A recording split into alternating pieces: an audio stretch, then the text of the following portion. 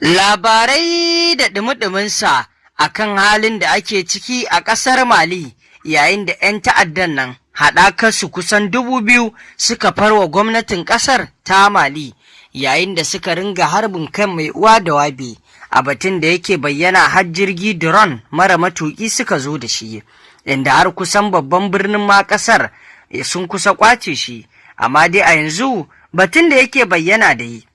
Gwamnatin ƙasar ta daƙile komai, dakarun sojojin ƙasar Mali sun nuna ƙwarewar aiki yayin da suka tashi haikan da 'yan gari duka aka yi haɗaka aka yi kan waɗannan 'yan ta'adda, inda an kashe da yawa daga cikin 'yan ta'addan dubbai, haka zalika an kama da yawa daga cikinsu.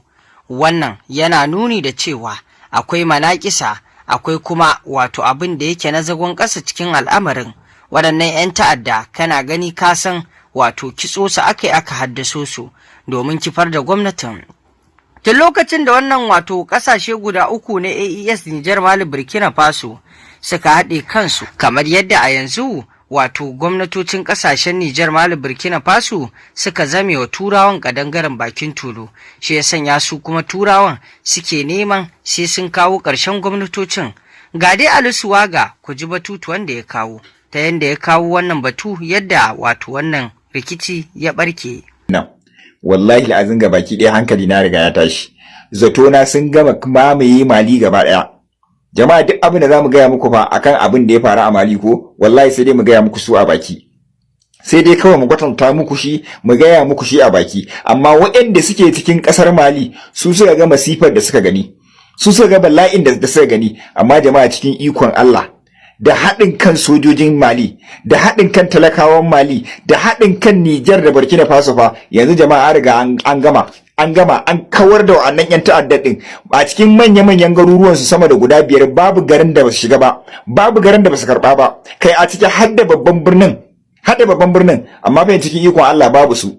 An kashe 'yan ta'adda sama da 2000 an kama yafi karfin 1000, an kama yafi karfin 1000. Wallahi jama'a, wallahi yanda 'yan ta'addan nan aka ciko su, aka hangitso su, suka zo suka yi irin duka daukan nan, su yi kokari dai su karbi Malin, daga dan kadan su shiga Burkina Faso, daga dan kadan su shiga Niger din. Wallahi alazin da a ce a irin kasashen mu ne musamman Najeriya ko da yau ba maganar arewacin Najeriya, da yau ba maganar arewacin Najeriya sai riga sun karbe ta kenan, ba maganar Najeriya ma baki daya, saboda 'yan ta'adda ne aka tulo musu. Kai kana gani ka san da cewa wa'annan ba iya na Mali bane kadai, ba iya na Burkina Faso bane kadai, ba iya na Niger kadai bane, ba wai iya wa'annan kadai bane suka yi haɗin gwiwa. Dubunnai ne aka haɗo, dubunnai ne wanda ana kyautata zaton akwai munafikan kasashen da suke ɗaurewa Faransawa gindi, akwai munafukan ƙasashe da kuma muggayen makamai, jama'a har da jirage marasa matuƙi ba suka zo, banda ma shida. Amma sai gashi nan cikin ikon Allah sun taso da ƙarfinsu, amma da yake akwai taimakon Allah, akwai haɗin kan sojojin, akwai kuma haɗin kan ƙasashen nan guda uku, sannan akwai haɗin kan 'yan ƙasa, sai ta kai ta kawo ana bin su ana tsince su. Bayan kisa da aka musu sai da aka yi musu kamun fara, an kama sama da 2000. Ba wai maganar state ɗaya ba fa, ko ba maganar state biyu ba har babban birnin kasar sai da ya shiga hannu. Amma ba cikin iko Allah yanzu babu. Yanzu yan kasar suna nan suna murna, sun dakile, sun kama sojojin, sun kama 'yan ta'addan, sun kama kayan yaki, sun kama bindigogin, kuma 'yan kasar ma in goga yanda suka yi aiki wanda ba ma bindiga ce a hannunsu ba. In kun ga yanda suka yi aiki suka dinga bin suna zakulo su, kai abin ma ba a iya cewa komai. Wala jama'a dage da addu'a, da yau bayanin da zamu ji ko sai dai mu wayi gari mu ce kawai ai Mali gabaki ɗaya yan ta'adda sun karbe ta, amma cikin ikon Allah yanda sojojin nan suka zuba aiki, yanda sojojin haɗin gwiwan nan suka zuba aiki, yanda jirage suka zuba aiki, yanda jirage marasa matuka suka zuba aiki, yanda sojoji suka zuba aiki, wallahi da irin Najeriya ne yau ba Najeriya, wallahi ba Najeriya. Saboda shiri suka yi mata iya shiri, amma ba cikin ikon Allah yanzu babu. Wallahi komai ya riga alifa, sai dai addu'a kawai. Sai dai mu taya wa'annan kasashen guda uku addu'a, mu taya su musamman Niger, Mali, Burkina Faso, wayanda suka tsaya wa kasar su, suka tsaya wa ƴan kasar su, kuma suka tsaya wa kansu, suka rabu da dukkan wani sharrin turawa. Shi yasa ake kirkiro musu ta'addanci kuma Allah yana kare su. Wallahi mu dage musu da addu'a. Wannan shi ya nuna kasar su ce da san kasar su da ƴan kasar su shine a ransu. yau da a ce irin kasashen mu ne wanda ga munan muna yi wa turawan biyayya amma kuma sun kikiro mai ta'addancin ko da yanzu ba maganar Najeriya, ba maganar Najeriya an riga an karbe ta. Wallahi mu gode wa Allah, mu gode wa Allah. Wallahi tun da naga yanda suka dinga shiga manya-manyan biranen nan, yanda suka dinga karban manya-manyan biranen nan, wallahi gaba ɗaya jiki na riga ya mutu. Na yi tunanin zuwa daren yau zan ji wani mummuna abu, cikin ikon Allah sai gashi nan yanzu hankali ma ya kwanta.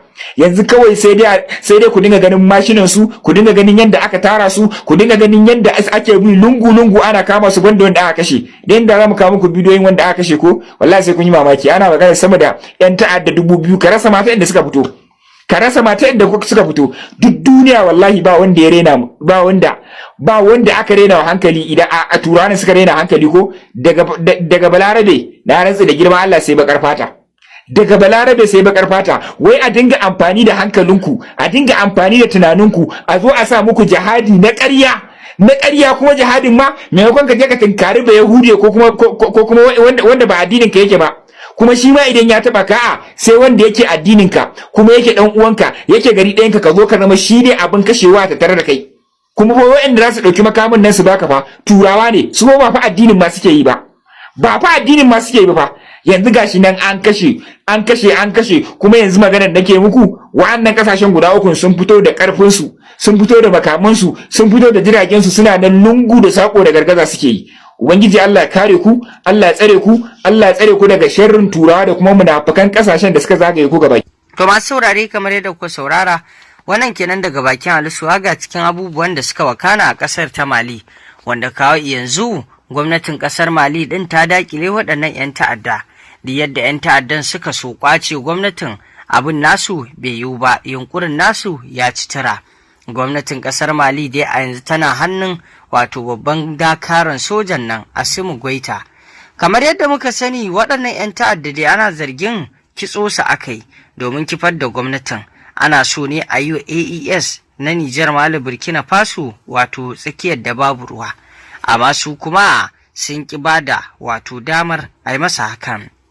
Kamar yadda take a bayyane, waɗannan gwamnatoci sun tsaya sun ce arzikin ƙasarsu na 'yan ƙasarsu ne, ba za su bar wasu turawa su zo su ringa masa abin da suka ga dama ba. Wannan shi yake nuni da cewa waɗannan gwamnatoci ga baki ɗayansu sun san me suke. Arzikin da suke kwasa turawan shi ya sanya suke ganin idan da wannan arziki 'yan ƙasa za a ringa amfanarwa da shi, to nan da shekaru kaɗan ƙasashen za su bunƙasa. Shi ya sanya suka kori Faransa, suka zamanto cewar babu wani bature da zai zo ya masa abin da ya ga dama. To masu saurare, me za ku ce kan wannan yaƙi da ta'addanci da ƙasar ta yi? Mun gode.